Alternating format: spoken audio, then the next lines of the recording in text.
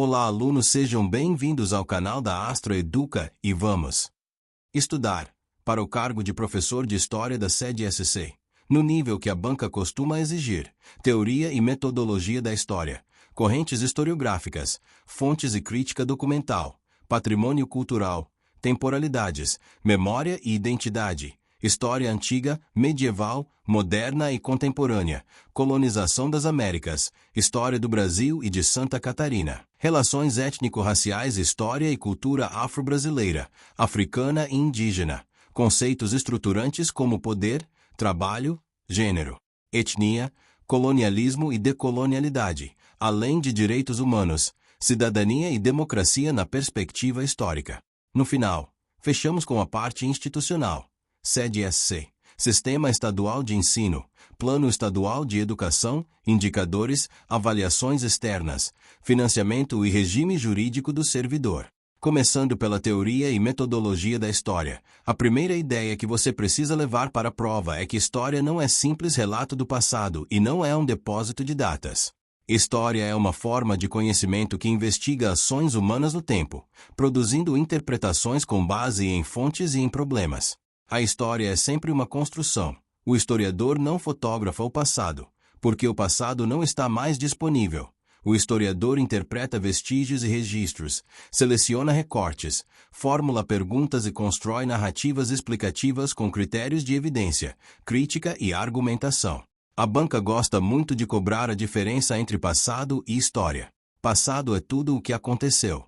História é o conhecimento produzido sobre partes desse passado, segundo perguntas, métodos e debates. As correntes historiográficas aparecem como modos de pensar o que é importante estudar e como explicar mudanças e permanências.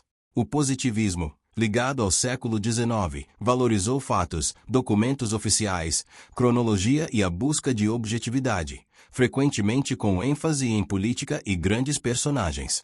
A crítica a essa tradição abriu espaço para outras perspectivas.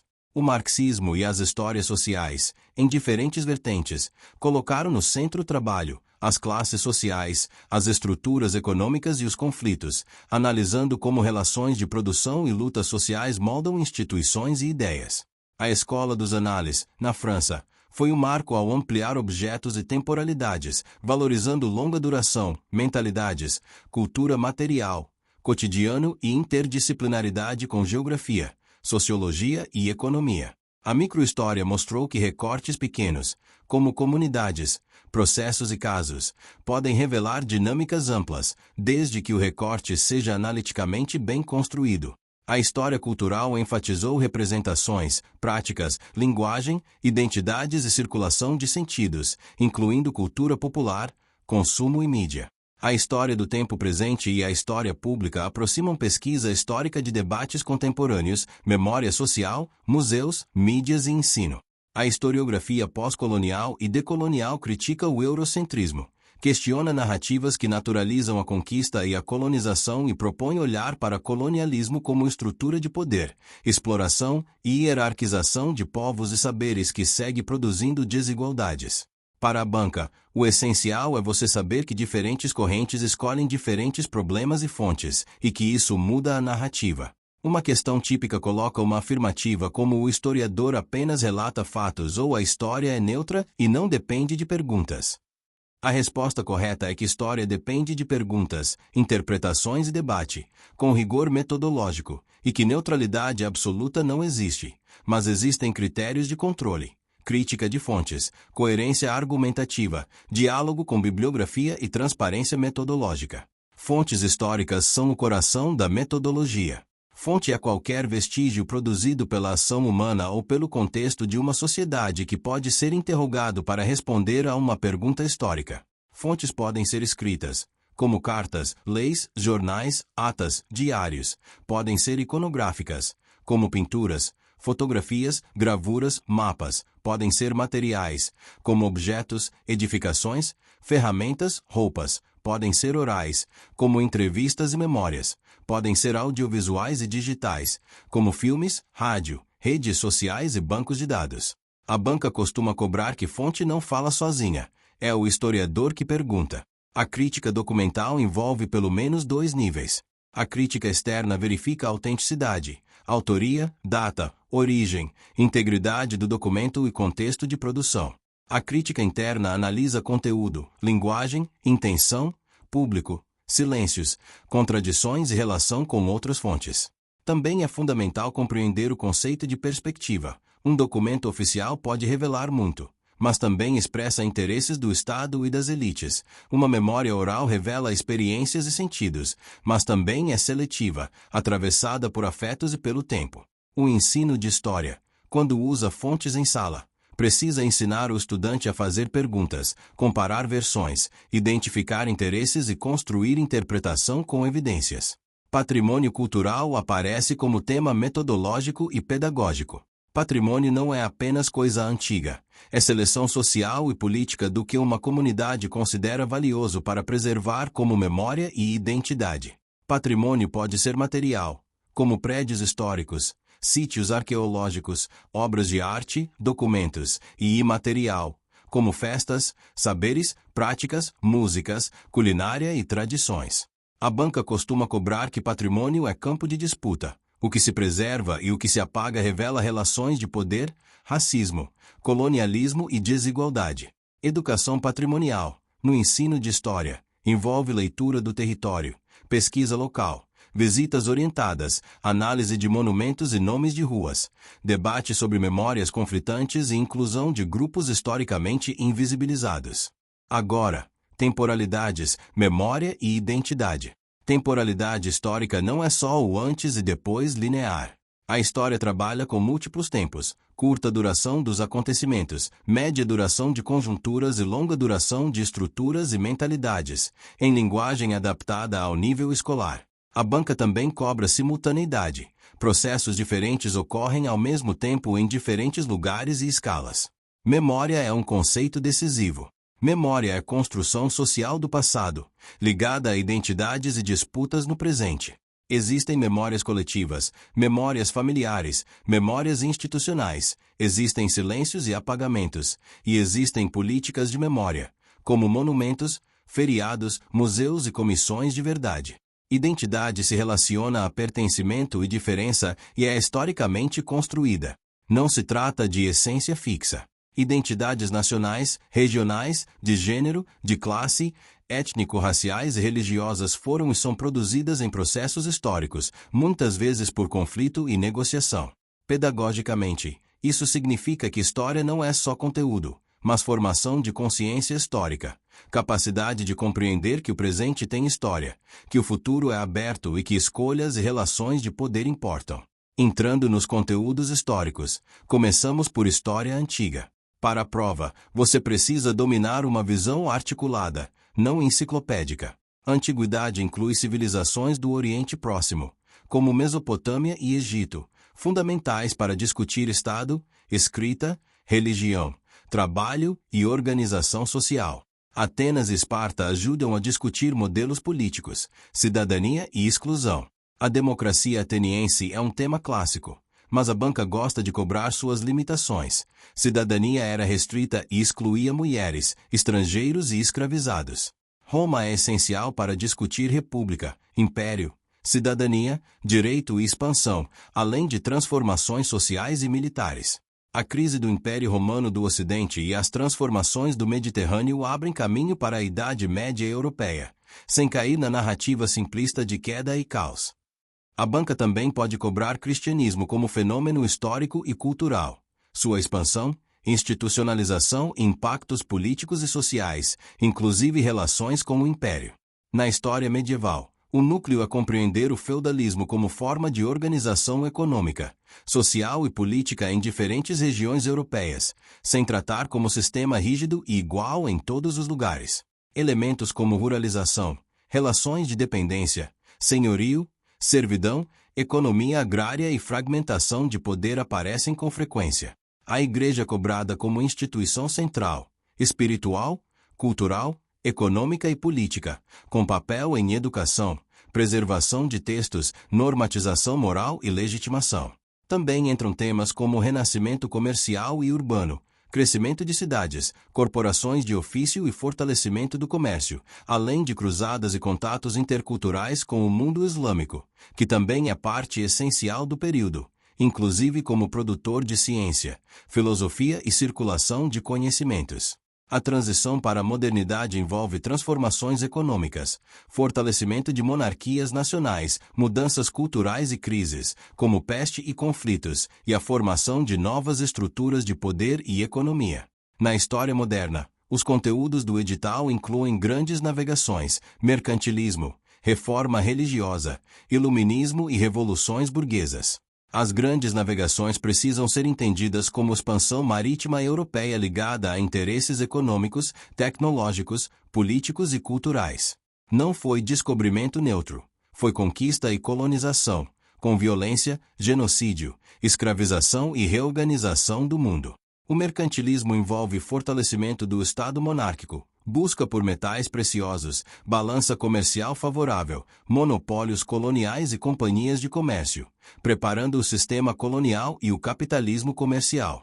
A reforma religiosa, com Lutero e outros, e a contra-reforma católica alteram a unidade cristã ocidental, geram conflitos, rearranjos políticos e transformações culturais. O iluminismo, com valorização da razão, crítica ao absolutismo e defesa de direitos e liberdade, influencia revoluções e novas legitimidades, mas também convive com contradições, inclusive a manutenção de escravidão em sociedades ditas iluminadas. Revoluções burguesas incluem Revolução Inglesa, Revolução Americana e Revolução Francesa como marcos de mudança política e social, com debate sobre cidadania, direitos, soberania, igualdade e propriedade. A banca costuma cobrar que essas revoluções abriram caminho para estados modernos e direitos, mas também produziram exclusões e conflitos, como a questão colonial e a exclusão de mulheres e pobres de cidadania plena. Colonização das Américas deve ser trabalhada com foco em povos originários, escravidão, resistências e independências. Povos originários não são um grupo, são múltiplos povos com línguas, territórios, cosmologias e formas de organização diversas. A colonização europeia destruiu populações por guerra, escravização e doenças, reorganizou territórios e impôs estruturas econômicas e culturais. A escravidão africana foi pilar econômico e social do sistema colonial, conectada ao tráfico transatlântico, à plantation e à mineração, e deve ser tratada como violência e como sistema histórico, sem romantização. Resistências são fundamentais, fugas, quilombos, revoltas, negociações, preservação de práticas culturais e lutas políticas. Independências nas Américas não foram homogêneas, houve processos distintos, com interesses locais, elites crioulas, disputas internas, guerras e permanências de desigualdades. A banca valoriza respostas que não reduzam independência a grito ou data, mas como processo. Chegando à história do Brasil, a banca geralmente estrutura questões por períodos e por temas estruturantes. No Brasil colônia, você precisa dominar a colonização portuguesa como projeto econômico e político, capitanias, governo geral, pacto colonial, administração e exploração. Economia açucareira e escravidão são centrais, assim como mineração no século XVIII e seus impactos urbanos, fiscais e culturais. Também são cobradas resistências indígenas e negras, quilombos, revoltas e conflitos. A igreja e as ordens religiosas aparecem na catequese e na educação colonial, e a formação de uma sociedade profundamente desigual e racializada é tema-chave. No século XVIII, movimentos como a Inconfidência Mineira e a Conjuração Baiana aparecem como expressões de tensões sociais e ideias de liberdade, com diferentes perfis e interesses, e a banca pode comparar projetos elitistas e projetos populares. No Brasil Império, o núcleo é a independência como processo político complexo, a formação do Estado e as disputas entre centralização e autonomia provincial. Primeiro reinado, período regencial com revoltas e instabilidade. E segundo reinado com consolidação monárquica, economia cafeeira e manutenção da escravidão são conteúdos recorrentes. A abolição é tema obrigatório. Não foi dádiva, foi resultado de lutas, pressões internas e externas, resistências escravizadas e mudanças econômicas e políticas. O pós-abolição é crucial para relações étnico-raciais, ausência de políticas de integração, racismo estrutural, marginalização e estratégias de sobrevivência e organização comunitária da população negra. A proclamação da República, por sua vez, é cobrada como ruptura política com permanências sociais, com forte influência de elites agrárias e militares. Na República, a Primeira República inclui coronelismo, política do café com leite, voto restrito e fraudes, urbanização e imigração, e conflitos sociais como Canudos e Contestado. Contestado é especialmente relevante para Santa Catarina e Paraná, envolvendo disputas por terras, ferrovia, sertanejos, messianismo, violência estatal e interesses econômicos. É um tema que costuma cair em concursos estaduais, porque conecta história regional e nacional. A Era Vargas é outra coluna central. Revolução de 1930, centralização do Estado, industrialização, trabalhismo, propaganda e autoritarismo no Estado Novo. A legislação trabalhista e a construção de uma imagem de pai dos pobres aparecem, mas a banca também cobra repressão política e controle social. Democracia pós-1945 inclui partidos, disputas ideológicas e desenvolvimento, culminando em tensões que antecedem 1964.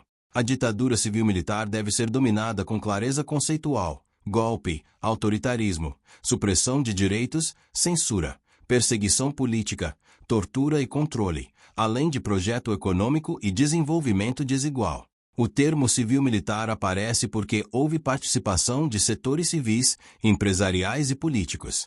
A banca pode cobrar também resistências, movimentos sociais, cultura e imprensa alternativa, além do papel internacional da Guerra Fria no contexto latino-americano. A redemocratização envolve diretas já, transição política, Constituição de 1988 e expansão de direitos, mas também permanências e desafios, como desigualdade e violência. História recente pode aparecer em questões sobre cidadania, direitos humanos e democracia, e o professor precisa tratar com base em evidências, documentos e respeito à pluralidade, sem relativizar violações de direitos. Na história contemporânea mundial, os conflitos mundiais, Guerra Fria, descolonização e globalização são eixos. Primeira Guerra Mundial envolve imperialismo, alianças, guerra total e crise de impérios. Entre guerras inclui Revolução Russa e construção do socialismo soviético, crise de 1929, ascensão de fascismos e nazismo, e tensões que levam à Segunda Guerra. Segunda Guerra envolve totalitarismos, genocídio, holocausto, resistência e reorganização do sistema internacional, com criação da ONU e declarações de direitos. A Guerra Fria envolve bipolaridade Estados Unidos-URSS, corrida armamentista, disputas por influência, guerras por procuração, propaganda e conflitos na Ásia, África e América Latina. Descolonização envolve independência de países africanos e asiáticos, com guerras, negociações e também neocolonialismo e dependência econômica. Globalização envolve reestruturação produtiva, neoliberalismo, fluxos financeiros e tecnológicos, integração seletiva, aumento de desigualdades e novas formas de conflito, incluindo migrações, guerras híbridas e disputas por recursos e dados. A banca valoriza a capacidade de relacionar processos globais com impactos locais, como mudanças no trabalho, na cultura e na política. História de Santa Catarina exige formação territorial, imigração e diversidade étnica e cultural. É importante reconhecer que Santa Catarina não se resume à imigração europeia, à presença indígena, afrodescendente e múltiplas dinâmicas regionais. A formação territorial envolve litoral, interiorização, disputas por fronteiras e a construção de redes urbanas e econômicas. A imigração em diferentes períodos influenciou ocupação, agricultura, artesanato, industrialização e identidades locais, mas a abordagem correta evita a idealização e silenciamento de conflitos. Industrialização catarinense tem características regionais e se conecta a cadeias produtivas nacionais e globais, além de portos e logística. Temas como contestado, formação de cidades, trabalhadores, movimentos sociais, cultura local e relações com a política nacional podem aparecer. A banca também pode cobrar a diversidade cultural e patrimonial catarinense e a educação patrimonial como prática pedagógica. Relações étnico-raciais são obrigatórias no ensino de história e aparecem diretamente no edital. A legislação que sustenta isso está na LDB com o artigo 26A, incluído pela Lei 10.639/2003 e ampliado pela Lei 11.645/2008, tornando obrigatório o ensino de história e cultura afro-brasileira, africana e indígena no fundamental e médio, em todo o currículo, especialmente em história, artes e literatura. Em termos de conteúdo, isso exige ensinar história da África e dos africanos, lutas dos negros no Brasil, cultura negra e contribuição do povo negro na formação nacional, além de história e cultura dos povos indígenas, sua diversidade e protagonismos. A banca costuma cobrar que não pode ser folclorização nem apenas datas comemorativas, deve ser conteúdo estruturante, contínuo e crítico. Isso significa trabalhar escravidão como sistema, mas também trabalhar a África para além da escravidão, com civilizações, reinos, filosofias e produções culturais. Trabalhar resistências negras e indígenas, quilombos, revoltas, movimentos sociais e intelectuais, e trabalhar racismo como estrutura histórica e contemporânea, incluindo pós-abolição e políticas de exclusão.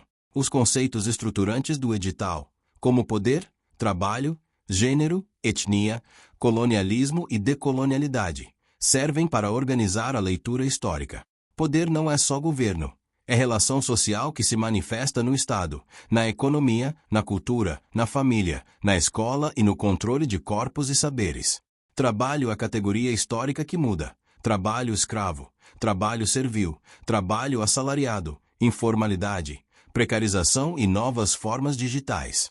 Gênero é construção histórica de papéis, normas e identidades. A história precisa incluir mulheres e experiências de gênero como parte central, não como apêndice. Etnia e raça, no sentido histórico e social, envolvem processos de identificação, hierarquização e desigualdade. E a história tem papel no combate ao racismo e ao apagamento.